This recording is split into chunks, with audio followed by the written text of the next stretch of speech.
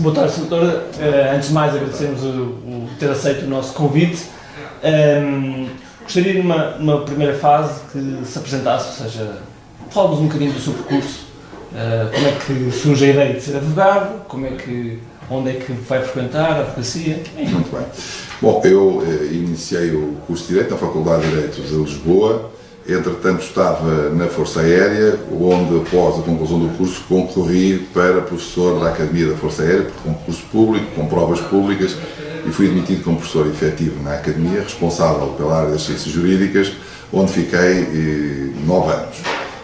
Nesse período fui também convidado para o Instituto dos Altos Estudos da Força Aérea, como professor convidado, e por isso a minha vida, no início da minha carreira, chamamos assim, foi essencialmente como professor e também na faculdade, enfim, na Escola de Direito da Universidade Lusófona, onde dei durante 3 anos também aulas, e depois foi nessa altura que comecei a dedicar-me mais à advocacia, inscrevi-me logo de início, até porque, enfim, na Força Aérea estava imposta a necessidade de inscrição na Ordem dos Advogados, dado que eu era jurista, enfim, advogado.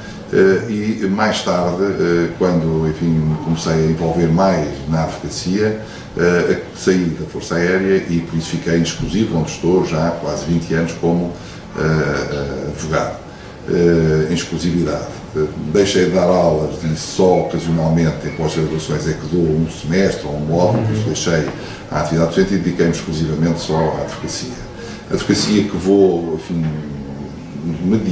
mantendo, com a produção de livros, de artigos, enfim, algumas conferências. Produção de livros, desde sempre, costumo às vezes dizer na brincadeira que falo muito, mas escrevo mais, embora não pareça.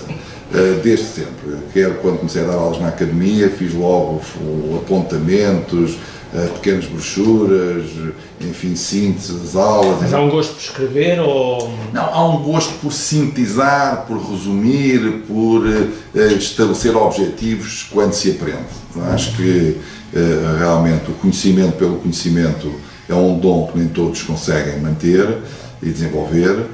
O conhecimento prático, o conhecimento aplicado, aquilo que nós precisamos para o dia-a-dia, quando nós não temos, normalmente quem sofre são os clientes, quem sofre são aqueles que precisam dessa demonstração de conhecimento. E por isso eu tenho alguma tendência para, se a área de atuação é na área das insolvências, recolho a legislação, faço um artigo, faço uma síntese, depois se puder faço uma anotação à lei, se puder mais à frente faço um livrinho, e desde sempre. Por isso, umas vezes com mais profundidade, outras vezes com menos profundidade, mas isto tem sido, enfim, uma característica que transmiti ao escritório, admito. Daí que o escritório tenha hoje uma coletânea de, enfim, direito imobiliário, com 6 volumes, que abrange as áreas todas do direito imobiliário. É realmente um livro de referência, na minha opinião, e que resultou de trabalho ao longo de mais de 10 anos. Aquilo não foi feito no que tem legislação de ordenamento de território, legislação de empreendimentos turísticos, enfim, há aqui uma série de... Naturalmente que esse tipo de produções são feitas em conjunto com outros colegas do escritório, em geral, mas deve-se às áreas de especialização do escritório. Nós não fazemos para vender. Aliás, os direitos de autor, enfim, não temos nenhuma referência quantitativa desse montante, não tem significado nenhum para o funcionamento do escritório, mas tem significado para os departamentos. É um departamento de urbanismo, normalmente as pessoas que estão nesse departamento acabam por produzir alguns conteúdos para termos, enfim, certeza de que estamos bem localizados no direito. E como é que surgiu a ideia de já ser advogado? Bem, a ideia de ser advogado, enfim, não posso dizer que foi uma paixão de primeira hora. Tenho que admitir, a minha paixão, uma certa visão que eu tive do futuro, foi a Força Aérea, foi ser militar. O meu pai faleceu, tinha 14 anos, em serviço, era militar, não sei se por isso, por outra razão, por isso logo novo tive um desejo de ir para as Forças Armadas, ir para a tropa, como se dizia, ser militar. Bom, depois é que se desenvolveu o gosto pelo direito e realmente foi uma coisa que me foi invadindo que, enfim, me levou a abandonar essa carreira para abraçar esta. Mas nunca tive de miúdo, aos 14 ou 15 anos, quero ser advogado, quero estudar direito. Não, isso realmente não foi algo que eu, pelo menos, tivesse tido memória de ter acontecido. Muito bem. Pronto, nós temos, como é óbvio, acompanhado com poucas notícias e há o interesse de participar talvez numa candidatura à presidência da Ordem dos Advogados. Como é que neste momento está o seu sentimento em relação a isso? Eu tive um período longo em que participei na Ordem como dirigente, exatamente, fui vice-presidente do Conselho Estatal de Lisboa e depois presidente. Foi um gozo muito grande, um sacrifício também muito grande, pessoal, com alguns prejuízos pessoais, no escritório, etc. Mas realmente estabeleceu uma ligação, provocou uma ligação muito intensa entre o exercício da prática como advogado e a atenção sobre a instituição Ordem, que, enfim, agrega todos os advogados. Nunca mais desliguei, tive há 6 anos, por isso não tenho nenhuma intervenção na Ordem, e agora surgiu a oportunidade, o desafio de alguns colegas, muitos colegas, para que eu pudesse avançar agora para uma perspectiva mais nacional, para um órgão de direção nacional, porque estive antes só no Conselho Estatal de Lisboa. Pensei se haveria alguém com melhores condições, ou escutei um conjunto de colegas e, enfim, pelo menos na minha opinião e também na opinião das colegas com quem eu conversei, entenderam que eu tinha condições para desenvolver um pouco mais este projeto. Este projeto tem uma característica diferente, admito eu, de todos os projetos que estão hoje, enfim, a desenvolver-se e do passado também. É que eu entendo que a Ordem, sendo protagonizada a sua gestão por uma única pessoa, que por acaso é o bastonário, mas que absorve as competências de todos os outros órgãos, na medida em que eles não se tornam visíveis, nenhuma pessoa, nem nenhum órgão tem domínio sobre a condução da atividade da Ordem, enfim, dos resultados que essa Ordem própria produz, é negativo. É negativo porque nós ficamos dependentes só de uma pessoa. Quer dizer, não há mecanismos de controlo, não há mecanismos de até substituição credível. Por aparecer hoje alguém a substituir este bastonário, ninguém acredita que tem legitimidade, porque nunca apareceu antes, nem na televisão, nem em lado nenhum, a escrever um artigo, a assinar uma peça, um parecer, o que seja. E por isso eu acho que isso é errado. É uma instituição que tem 30 mil pessoas inscritas, que tem uma responsabilidade nacional muito grande na justiça, para os cidadãos, na defesa dos direitos dos cidadãos, do Estado de Direito, e por isso não pode estar dependente, enfim, dos estados da alma de uma pessoa. Naturalmente tem que haver alguém que lidera, tem que haver alguém que surge em última instância a representar a Ordem, a representação tem que ser do bastonário, indiscutivelmente, mas a direção, a gestão, os mecanismos de controle das atividades da Ordem tem que ser de um órgão colegial. Mas eu costumo dizer muitas vezes que o grande problema da Justiça é ter demasiados advogados, demasiados juristas, incluindo o próprio Ministério, ministro, secretário de Estado, chefe de gabinete, é tudo jurista, do que gestores. Não há ninguém com a vocação de gestão, com a capacidade de fazer o planeamento, a programação, aplicar, digamos assim, esse mesmo planeamento aos meios e por isso ter aqui critérios logísticos de sua afetação e de desenvolvimento, controlo, estatística, nada disso acontece. Pensar se existe os meios antes da legislação. Antes da legislação, nada disso acontece. E por isso os grandes erros que se cometem na Justiça não é de julgamento, os grandes erros é da falta do julgamento. É da atropia completa do funcionamento da Justiça. É aí que está, digamos assim, o grande problema. E eu não sou uma pessoa que conseguisse viver com este tipo de gestão. Então fiz um desafio à classe, mandando, enfim, um apelo, mandando um comunicado, dizendo que se concordassem, se eu tivesse adesão a um modelo de gestão colegial, de direção para a Ordem dos Advogados, que eu lideraria, eu entendo que há condições, estabelecendo pelouros, encontrando uma equipa de pessoas responsáveis, que trabalhem efetivamente para a Ordem, que tinha condições de desenvolver um projeto de candidatura. É isso que estou a aprofundar. Não vou ser funcionário da Ordem, não vou ganhar nada, não é por não ser rico, mas é porque eu entendo que um bastonário deve continuar a ser advogado e por isso eu não vou ser funcionário, não vou ter remuneração. Não tenho nada contra a solução de ser funcionário, não é isso. Mas é um outro paradigma, outra forma de identificar o que a Ordem precisa e, por outro lado, vou ligar-me a um conjunto de colegas que vão assumir a responsabilidade de pelouros efetivos. Eu terei a responsabilidade máxima, eles terão a responsabilidade sectorial de determinados pelouros. Vão ser conhecidos, vão falar, vão atuar em nome da Ordem, vamos ter capacidade técnica de intervenção ao nível dos pareceres sobre reformas legislativas, ao nível de comunicados em situações relevantes para a Justiça, ao nível da representação da própria Ordem em conjunto com as outras instituições que hoje têm peso no funcionamento do sistema judiciário e por isso eu vou defender isso e vou fazer isso. E foi isso que me, enfim, estimulou. Se chegar à conclusão que efetivamente os advogados não querem isso, querem ter na mesma um chefe, um bastonário, com o seu bastão, a dizer o que lhe apetece, sem controle, então aí, chegar a essa conclusão antes das eleições, abdicarei e voltarei ao meu lugar, que é aqui no escritório, não sou muito bem.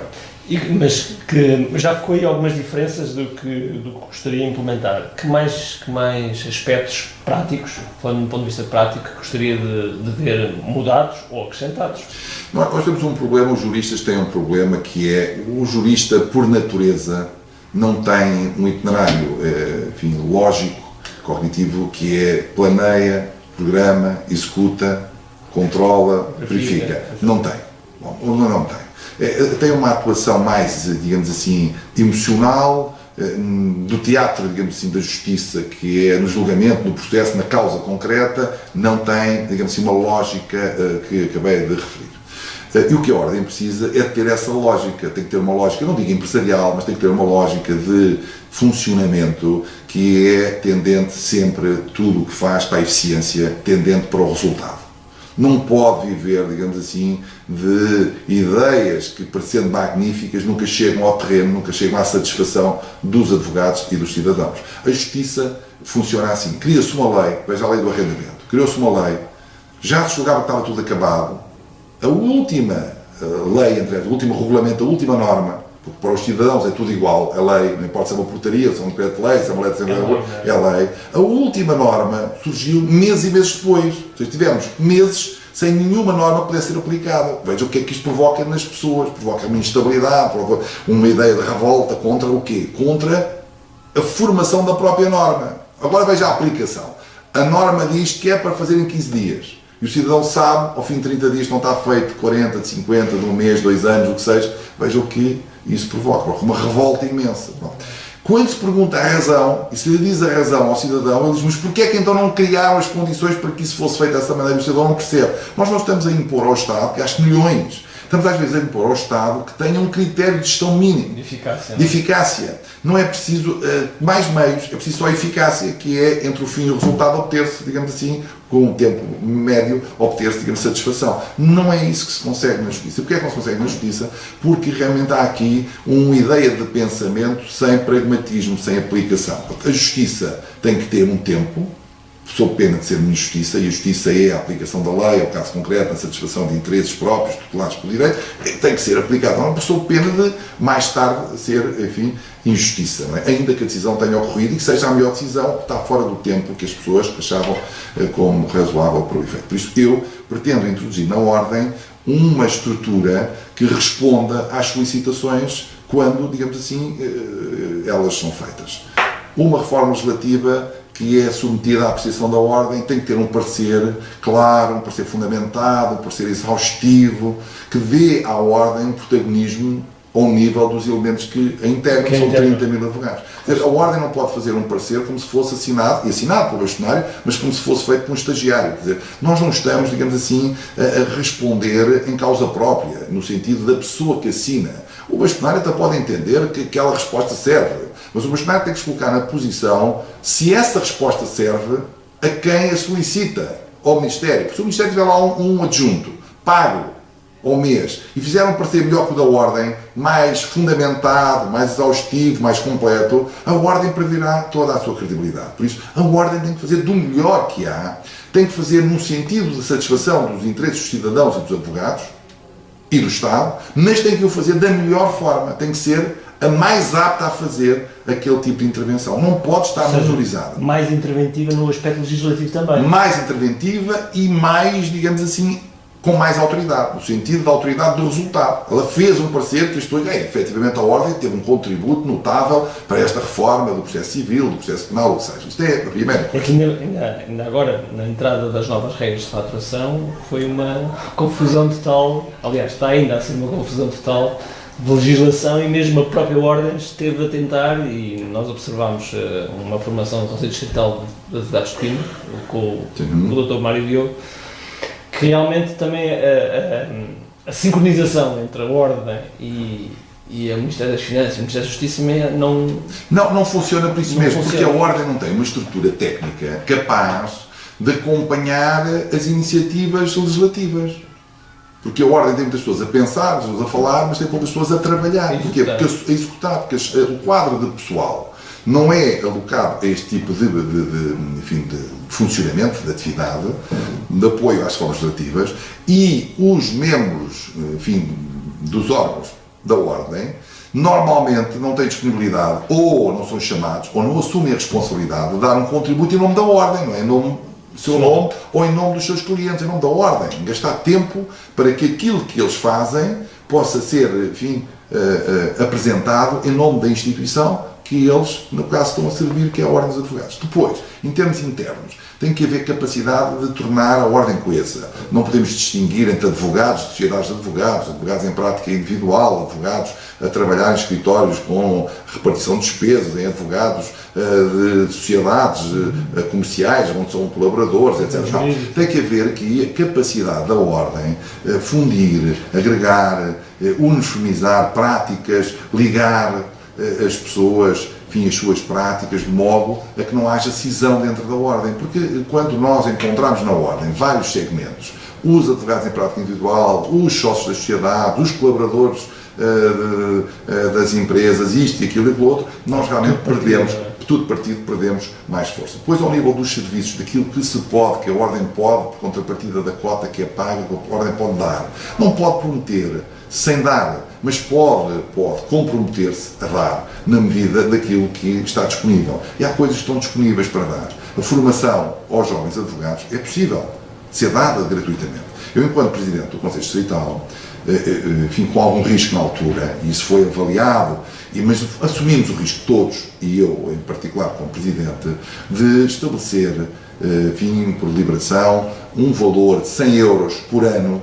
digamos assim, de crédito em dinheiro para a formação gratuita. Ou seja, todos os advogados do Conselho Geral de Lisboa passavam a poder dispor de 100 euros para gastar em formação. Imagino que todos os advogados tinham beneficiado. Nós tínhamos uma avaliação e partimos do princípio que nem todos. Na altura, se tivessem todos utilizado 100 euros, tinha sido realmente num orçamento um problema que nós poderíamos ter corrigido no ano a seguir, mas arriscámos. E o que aconteceu foi que muitos milhares de advogados utilizaram os 100 euros para a formação, e o nível da formação do Conselho Distrital subiu, como hoje está aprovado estatisticamente, em que nós, em 3 anos, fizemos mais formação do que em toda a vida da Ordem dos Advogados, em todos os Conselhos Distrital. Porquê? Porque incentivámos a procura da formação através, digamos, de uma comparticipação da própria formação dos advogados. Agora, tem limites, obviamente, se calhar hoje não podem ser 100, serão 50, mas é possível, para a jovem advocacia, para além da formação gratuita, também dar um cheque de formação de que possa ser gasto em formação até fora da Ordem, nas universidades, para que, protocolos, para que as pessoas possam valorizar a sua formação, com isso satisfazer melhor o cidadão e com isso prestigiar mais a profissão. Quer dizer, há aqui algumas condições de, enfim, realização de um serviço para os advogados. Ao nível da função disciplinar, que está hoje muito separado da função de direção, da função de gestão, enfim, geral, digamos assim, da Ordem, porque essa gestão disciplinar também é um segmento importante no funcionamento da Ordem, mas está separada, tem que ser, não digo unificada, mas tem que ser interligada, ou seja, os órgãos de ontologia que aplicam as sanções disciplinares, processos, sanção, havia um percurso normal, moroso e dispendioso, tem que ter condições, porque esses advogados que estão nesses órgãos são pessoas que merecem um louvor permanente, porque não é qualquer advogado que quer julgar o seu par, mas é fundamental. E esses titulares, para mim, são, talvez, de todos os órgãos, aqueles que mais aplauso e que mais reconhecimento deviam merecer, maior reconhecimento, aliás, deviam merecer da classe. Porquê? Porque eles já estão a fazer aquilo que custa a qualquer advogado que é julgar o seu par, mas é fundamental. Para isso precisam de meios, precisam de ter condições para isso. Precisam ter assessores, precisam ter instrutores, precisam de ter condições para que os processos sejam concluídos no tempo.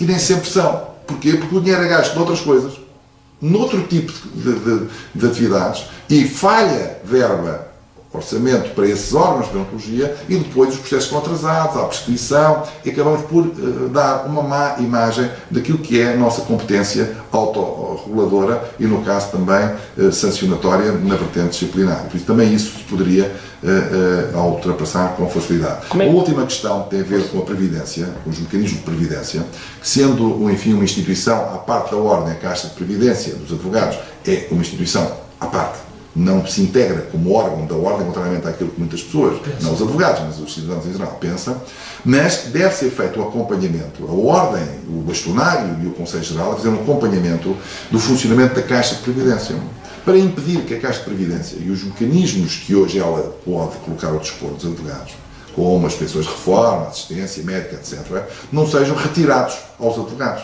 como já aconteceu a outras caixas, para que o Governo não tenha a tentação de agarrar nas verbas que estão na Caixa e nos seus ativos e colocá-los na Segurança Social, no regime geral. Por isso, a Ordem tem a obrigação de acompanhar, de se ligar, de abraçar a Caixa, não para instrumentalizar, mas para a manter como, enfim, um elemento importante à independência e à dignidade no funcionamento da advocacia. Para isso tem que estar próximo, não pode ser só por palavras, tem que ter acompanhamento, tem que ter responsabilização permanente e identificação de quem tem a responsabilidade desse acompanhamento. Pronto, é e como é que vê situações mais que são dúbias e que com o crescer da sociedade hoje em dia, como por exemplo a publicidade dos advogados, como é que... Penso que aí nós já estamos quase no ponto, eu diria que é um fermento que foi colocado, enfim, num bolo, não é? Enfim, algo complexo, que hoje talvez tenha atingido o momento de equilíbrio, na minha opinião. Alguma coisa mais se pode afinar, mas julgo que já estamos muito próximos daquilo que é, de mim, o padrão que eu, por exemplo, defendo. Já se pode fazer alguma divulgação das sociedades, das especialidades, dos advogados, dos currículos, em situações pontuais, pode fazer também dos clientes, enfim, das áreas em que se intervém, em concreto, mas sem identificar propriamente, sem ser uma angariação ilícita, da área de atividade, de algumas realizações em concreto, e por isso entendo que se pode evoluir, mas não é preciso uma grande... Porque às vezes vemos aqui um contrassenso que é, do ponto de vista, vamos chamar offline, portanto, do jornal, etc., vemos uma menor publicidade do que do mundo online. No mundo online nós vemos mas isso tem a ver com uma mentalidade, talvez precise de... O que se pode fazer online também se pode fazer online, por isso não há razão nenhuma. Só que tem talvez mais receio, se for no jornal parece mal, se for no site não. Mas é uma questão de mentalidade. Veja que o acesso dos advogados aos meios eletrónicos é algo recente, porque lembro-me que também no tempo em que participei na criação do Centro de Formação Online da Ordem, quando começámos com a formação e-learning, que o número de advogados que tinha e-mail era reduzidíssimo, e hoje todos têm, mas às vezes é preciso um período maior de adaptação. Aí é mais mentalidade do que propriamente limitação estatutária, e por isso penso que na publicidade estamos mais ou menos equilibrados. Estando já ligado há muitos anos à docência, como é que vê também essa interligação com as faculdades de Direito? No fundo é ali que eles nascem, não é? Bom, daí nós temos que resolver esse assunto, existir um problema do número, que há um assunto e há um problema, não é? O assunto é a formação base na faculdade como indispensável e única à entrada na ordem. Pronto, há aqui uma linha que é licenciado em Direito, pode ir para advogado, se for licenciado em Ciências Jurídicas já não pode. Pronto, há aqui uma organização do ensino que leva que o licenciado em Direito, em princípio, será advogado a 90%, o número, a porcentagem de 90%, depois alguns para juízo, o resto para colaboradores, juristas de empresas ou na função pública. Bom, é assim, não sei se há condições. Número, para alterar. Número. Menos vagas. Nós sabemos que menos vagas na universidade corresponderão naturalmente a menos pedidos de ingresso na ordem. Isso é uma ligação direta. Mas podemos deixar de facultar o acesso a uma universidade, a um curso de Direito, só porque a ordem não quer gente, não quer mais advogados? Tem dúvidas. Mas podemos dificultar a entrada na ordem de modo a criar aqui uma cota? Não. Mas podemos avaliar à entrada as pessoas que têm condições para o exercício da profissão, em condições de igualdade com outras profissões, como os juízes, com acesso à função pública, etc. Sim, Ou seja, se para ser juiz é preciso ter um mestrado, é preciso ter uma formação complementar, é preciso ter um desempenho numa prova, então também é preciso que isso seja exigido para advogado. Não? E nesse sentido, acho que alguma coisa tem que ser feita, que é o paralelismo da exigência entre a profissão de advogado e o acesso às magistraturas. Acho que é aí o caminho. Controlo da formação, qualidade da formação. Tanto vale para os advogados como para os engenheiros, para os arquitetos. Deve haver realmente mecanismos de controlo dessa formação para, digamos assim, elevar o seu nível, para saber que as pessoas que tiram a licenciatura, depois o mestrado, etc., têm a qualidade suficiente para o desempenho de determinadas funções profissionais. Eu concordo. E a Ordem pode colaborar, e a Ordem pode interagir, pode, deve, também deve. E também deve receber no seu seio a interação das universidades, deve. Essa ligação tem que se fazer de forma unívoca e de forma transparente, sim. Para isso o que é preciso? É preciso que um professor que é advogado tenha orgulho de ser advogado. E que um advogado que não é professor também respeite a condição de professor de outro. Ainda que, porventura, numas franjas pequeninas, possa com ele concorrer ao nível dos parceiros, etc. Nós não podemos fechar a porta da Ordem, temos de deixar entrar na Ordem as pessoas que, não sendo advogados, são juristas de mérito, são juristas com condições de também desenvolver serviço jurídico, embora não o serviço de advogado, não a atividade de advogado. E isso nem sempre está equilibrado. Eu acho que neste momento está um desequilíbrio total. Porquê? Porque a Ordem não apoia pós-graduações, mestrados que estão a ser desenvolvidos nas faculdades, muitos deles em áreas práticas com interesse para a advocacia, e isso acontece porque a Ordem deixou de interagir, de estabelecer diálogo com as universidades, de forma, na minha opinião, errada. Mas já as sociedades de advogados, as maiores, aquelas que têm mais protagonismo, já dão apoios a algumas pós-graduações, põem o seu timbre, o seu logo, nesse tipo de... E a Ordem não está lá, devia lá estar a Ordem. Era a Ordem que devia dizer, estes cursos, prática em processo civil, prática em processo penal, etc., etc., são cursos do interesse para o exercício da profissão. Não obriga ninguém a frequentá-los, mas avaliando o seu currículo, vê que esses temas desenvolvidos da maneira que vão ser desenvolvidos têm interesse para valorizar o advogado que quer estar na área do processo penal, quer estar na área dos contratos, etc. E então a Ordem devia, não diria, enfim... Até quase dar um selo de qualidade. Devia, pelo menos, dar nota do interesse. É um interesse indicativo, com certeza, mas devia. E para isso mereceria das faculdades também algum reconhecimento da formação que se faz ao nível da deontologia, da organização judiciária, naquelas áreas que as faculdades não tratam, mas que são fundamentais para que um jurista, um licenciado em Direito, possa ingressar como advogado. Por isso, há aqui mais diálogo a fazer e depois, penso que a meio disso, depois desse diálogo, conseguem, enfim, estabelecer-se novos equilíbrios.